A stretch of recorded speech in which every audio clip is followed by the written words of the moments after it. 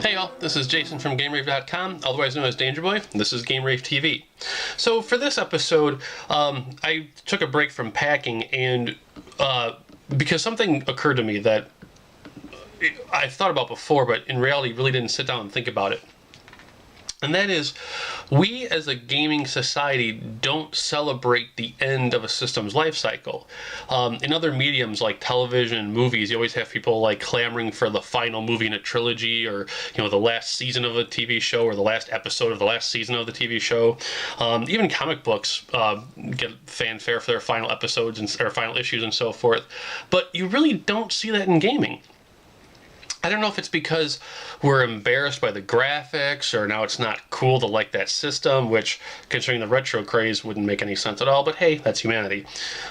So for this episode, I just wanted to kind of ramble and talk a little bit about just systems endings and so forth, and why it's really important that they have a good swan song. For those that don't know, and you would know if you were on my Facebook, the last game for the PlayStation 1 was FIFA 2005. Now, yes, it's a sports game, but the system went out kicking, so it's all good. The last 4 games for the PlayStation 1 were actually all sports games. Madden, FIFA, Game Day, and MLB, Sony's baseball game. And while for those of us that don't care for sports games, what makes it important is that it showed just how many users that system had, because they were willing to dump an annual game release on the system in its final throwdown. I can tell you right now, watching Madden and FIFA on PlayStation 2 at the time compared to PS1 was like night and day, apples and oranges. Like, my God, who would buy a game for the PS1 after seeing all those new graphics? But even the games themselves, 95% of the time in the last 15, 20 years of gaming, there's really just been nothing happily done at the end of a system's life cycle. To give you an idea of just how crazy gaming is, using FIFA as example, the PlayStation 2's final game is FIFA 2014, How Like Life. That game isn't coming to the Wii U. Think about that for a moment. If you want to know how important a fan base and a user base is to a gaming system, when a company is willing to release a game in archaic form on a now 13-year-old system and not on the new gen system, that's problems. That said, if you haven't really taken a chance to actually look at systems and life cycles, there's no real pattern. In fact, aside from the really cool one, which I'll save for in a moment, there's never been a real set pattern for the last release. Like, PlayStation got sports, the Dreamcast last game was NHL 2K2, I think? 2K, somewhere in there. Super Nintendo and Genesis both got Frogger. I think Wario Woods was the last Nintendo game for the NES. And so on and so on. But it's usually just like a last little mini hurrah. No fanfare, no, hey, check this out, blah, blah, blah. That's it. Now, it'll be interesting to see what the 360 and the PS3 have as their final, say, 3 games, because this has been the longest life cycle in console history. It's been a long frickin' time since launch day back in 2006 and 7.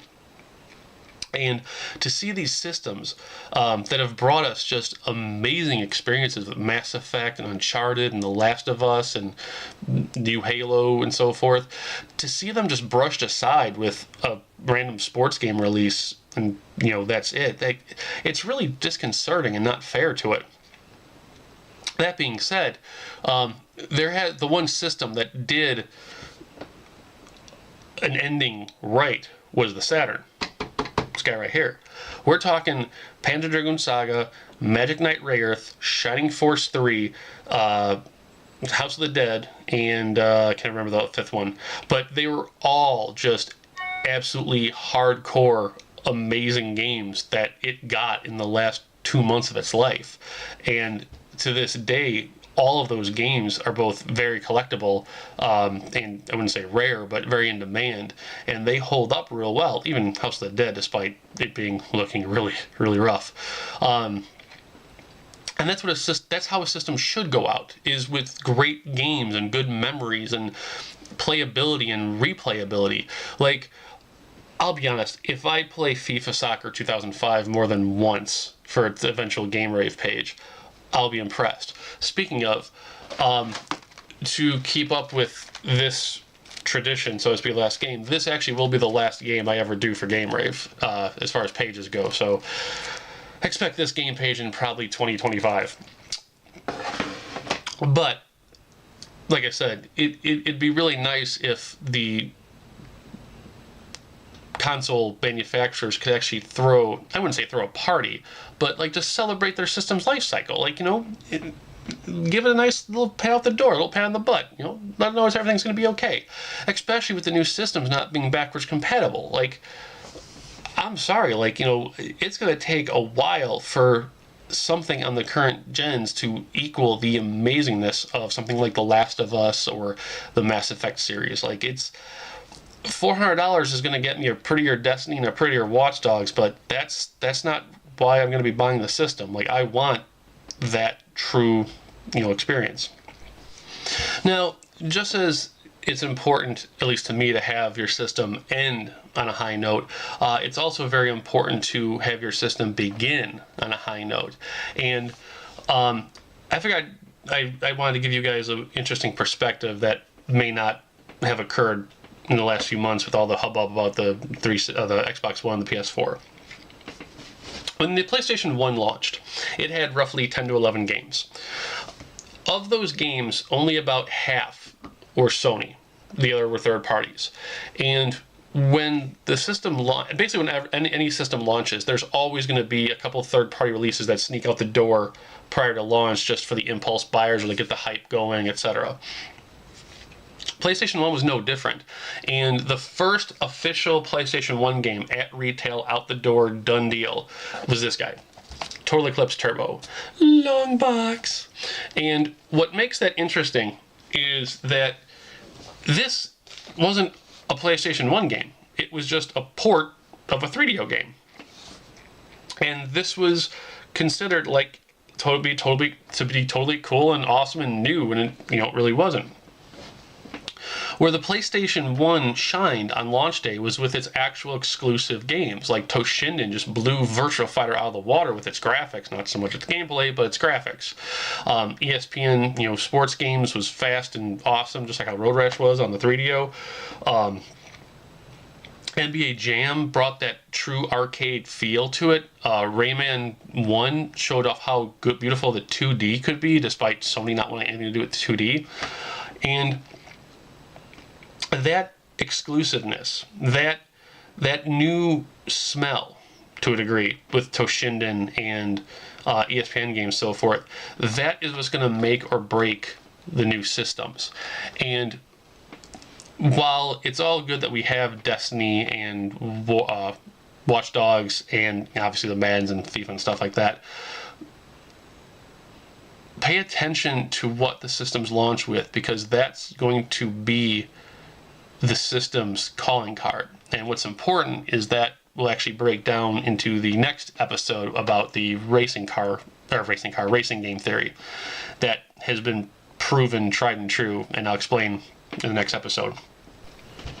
So with that said, you know, before the next generation systems come out, give your old system a good send-off. You know, keep picking up games for it. When the time finally comes for that last game, even if it's not the actual last game of the system, when you finally play your last game for that system, have a blast, throw a party, you know, celebrate that system's life. Don't just send it out to the curb with a, you know, silly sports game. That being said, considering how problematic the Vita and the Wii U have been in the last year with game releases and so forth, make sure that the games you want truly are coming to the PS4 and the Xbox One. Because while it's all great and dandy to have that brand new shiny hardware with those updated ports and console exclusives, if you don't think Rise is worth $500 and you don't think that Second Son or Knack is worth $400, then that's going to be an interesting purchase, because you're investing in potential. And when it comes to potential, it's either going to be a legacy or a sporting chance. Take care, you guys. Have a good one.